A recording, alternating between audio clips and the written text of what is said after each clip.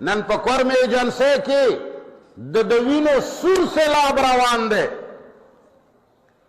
سلو پورې خلک مړه دي، د چسنو یتیمان بشمان بچی مړه دي، زنانه مړه دي، لیارونی تشلاس خلک مړه دي، پرون سنیان مړه وو نن شیعګان مړه دي. مولا دا نفرت تا خور کړی دی، مولا دا ستا چې دا 1400 کالو نه چې ته په منبر باندې غپېدې او تا د شیعګانو متعلق وی چې دوی دا نه مني، دوی دا نه مني، دوی دا نه مني، دوی دا نه مني، سنی دی والا پمپ کا او د وینو هولی دی روانه کړه.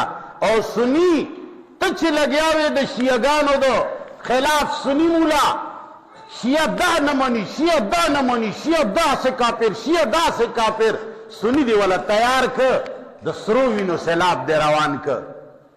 شیعه و سنی ستا مولایانو چې کم څه وې د هغې نتیجه ده.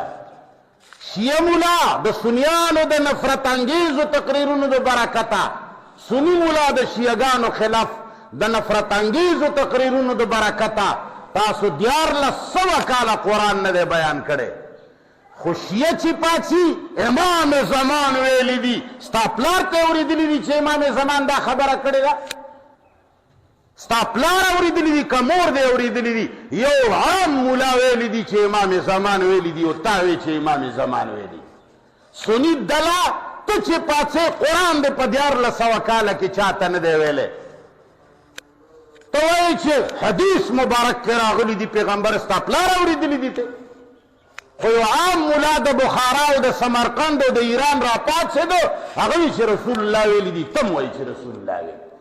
ته ما ته شیعه وښیه چې ستا یو کتاب امام لیکلی، سني ته ما ته وښیه چې ستا یو کتاب رسول لیکلی یا صحابه لیکلی. نفرت ته خورولو شیعه مولای ماتمخانه کې لګیا وې غول دې خوړل، سني مولا جماعت کې لګیا وې غول دې خوړل، ټول عمر دې د جهنم او د جنت او د قرآن خبرې پرېښې، تا دقه د نفرت خبرې کولې. نن یو بل ته خلک کېناستل او نن د 100 نه بره مړي وشول، نن ماشومان لاړل. ته خبرې چې د 4 میاشتو یو ماشوم پکې مړ دی او د هغه چوسنی په وینو باندې سور دی. د متمخانې مولا دا ستا نفرت دی چې خورولو دی، د جماعت سني مولا دا ستا نفرت دی چې خورولو دی. نن د سنیان شیعګانو ته وتړل مرګ ته، او شیعګان د سنیانو ته وتړل مرګ ته. او زما دا ابزرویشن دی، خفه چې نشې ته چې شیعه ته څنګه کافر وایې او په کمو خبرو کافر وایې، دا ټول کفریات سني په تا کې شته دي.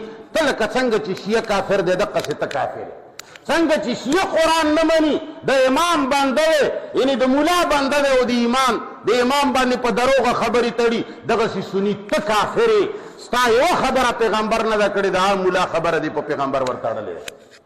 ته ما ته د شیعګانو د کفر یوه جمله داسې وښیه چې په هغې ته شیعه ته کافر وایې، زه به ستا کتاب کې همدغه جمله ثابتوم چې په دې ته هم کافر.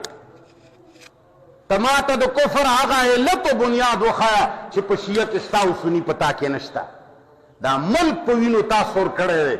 ته دا قرآن نه منې او نه یې وایې، ته په دې قرآن باندې د خلکو اقوال ته آیت ووایې، بیا لګیا شي چې امام مجاهد دا فرمایلي دي. مجاهد پیغمبر دی ولې؟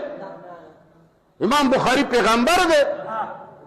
امام یعقوب کلینی د شیعګانو ملا ولې پیغمبر دی؟ نهج البلاغه چې چا لیکلی دی دا ولې پیغمبر دی؟ دا امام دی. فروع کافی چې چا لیکلی دی، اصول کافی چې چا لیکلی دی، بخاري چې چا لیکلی دی، دا نبی دی؟ دا د ځمکې مولایان دي او دا د ځمکې پرورده خلق دی. دا نه د الله کتاب سره برابرېدی شي، نه د محمد مصطفی یا د امام فرمان سره برابرېدی شي. دا هغه خلق دي چې نفرتونه یې خواره کړي. مولا نفرتونه دې خورول نن د دې ځای ته خبره ورسوله. نفرتونه دې خورول چې نن د دې 4 میاشتو ماشومان بچ نه شو، ښځې بچ نه شي، لیارونې بچ نه شو. تا ملا تړلې ده او په ښځو په ماشومانو باندې ګولۍ چلوي او ته وایې چې دا جهاد ده. ستا پلار به دا جهاد ثابت نه کړي.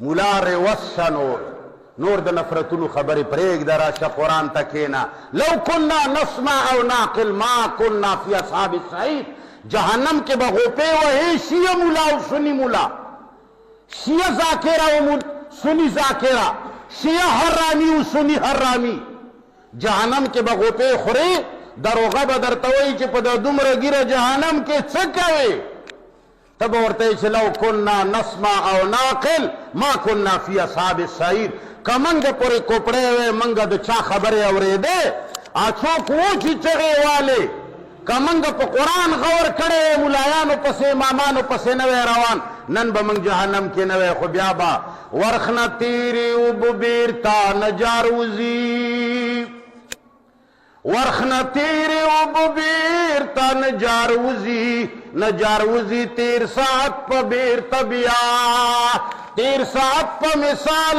مړې د لحد مړی چا دی ژوندي کړي په جړا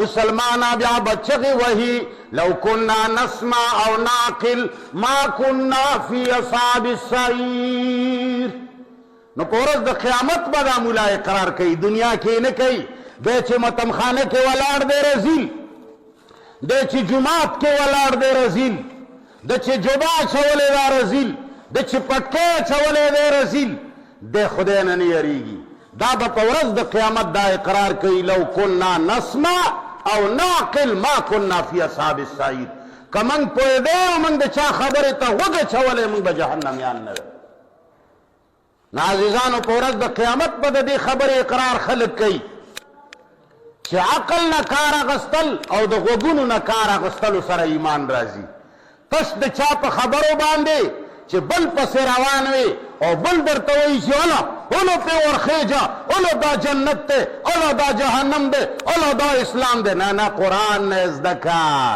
څه شي نه زده کا قرآن نه زده کا مولا نه مه زده کوه مولا چې بره خبرې کوي لاندې قرآن راواړوه ګورئ چې د قرآن سره برابره خبرې کوي که څه ګډې وډې وایي